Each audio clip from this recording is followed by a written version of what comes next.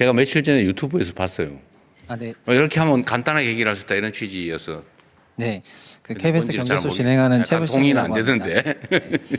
일단 그 정부 부처에서 공급과 금융 세제에 대한 종합적인 그 접근을 하는 것은 뭐 굉장히 바람직한 상황이라고 생각을 합니다. 다만 주택이라는 것이 이번에 보셨던 것처럼 공급부터 금융 세제가 다 연결이 된 거기 때문에 금융시장에 F4라고 하는 제도가 있고 기관들의 정례적인 모임이 있는 것처럼 요약해서 주택에서도 H3라는 그런 모임을 통해 가지고 계속해서 이런 대책을 후속해서 하셨으면 좋겠고요.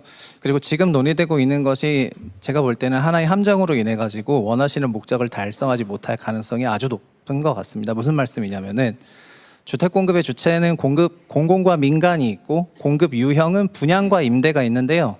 지금 정부의 97 대책이든 129 대책이든 522 대책이든 526 대책이든 어느 대책을 보더라도 공공 분양, 공공 임대, 민간 분양은 있지만 민간 임대가 이재명 정부 5년 동안 몇 호가 지어질 것인지 어느 지역에 지어질 것인지 어떤 유형으로 지어질 것인지에 대한 내용이 아예 존재하지 않습니다. 그리고 아까 진미훈 박사가 말씀하셨지만 비아파트 착공이 크게 무너진 것은 비아파트와 관련한 공급 금융도 무너졌기 때문인데요. 그래서 제안드리고 싶은 부분은 민간 장기 임대를 건설로 통해서 공급하는 사업자를 집단적으로 육성하는 제도와 시스템과 공급자 금융을 도입하셔서 민간 분양과 분절을 시켜야 지금 민간 분양 및 매매 시장에 도입하려고 하는 여러 규제들이나 보유세 같은 그런 제도들이 도관처럼 민간 임대 시장으로 흘러오지 않거든요.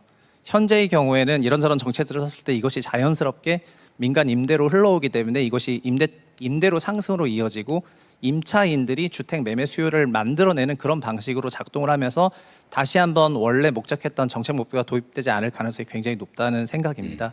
그래서 진 박사님 얘기하신 거 이상으로 여기서 비아파트가 다가구 이런 것만 얘기하는 게 아니라 주거 오피스텔과 주상복합 수준의 그런 고퀄러티의 비아파트 공급 사업자, 공급자 금융 이런 부분을 하셨으면 좋겠습니다. 네.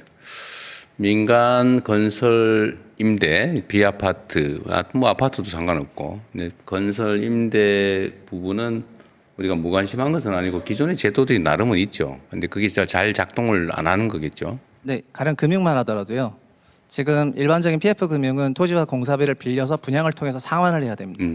그러나 임대사업자라고 생각해 본다면은 상환을 할 수가 없죠. 공사비를 조달했는데 그거를 상환을 당장 할 수가 없기 때문에 임대사업을 할 수조차 없거든요.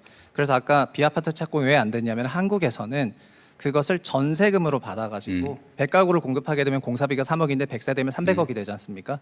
전세금으로 3억을 100가구를 받아서 300억을 조달하는데 그걸 상환했었는데 전세 차이가 낮기 때문에 그런 부분에서 공사비 조달이 더 이상 안 됐고 이런 부분들이 비아파트 착공 감소로 굉장히 이어지고 있는 것이 이제 사실입니다. 그러니까 무슨 얘기냐면은 민간 임대 공급에 공급자 금융이 제도적으로 정착되지 않기 때문에 민간 공급자들이 사금융을 이용해 가지고 나름 아름아름 공급해 왔었던 체계가 22년 이후에 완전히 와해된 부분이거든요. 아니, 네, 그건 제가 반론이라기보다는 내 다른 의견을 한번 말씀을 드리면 건설 임대를 한다고 할 때 만약에 건설 임대를 할 부지가 있다면 민간업자 입장에서는 이렇게 지금 분양 수요가 높고 분양 가격이 높은데 뭐할로 임대를 하겠어요? 그래서 우리나라에서는 분양가가 계속해서 올라갈 거라는 기대가 있지 않으면 민간 건설 사업자조차도 사업을 하지 않는다는 그러니까요. 부분입니다.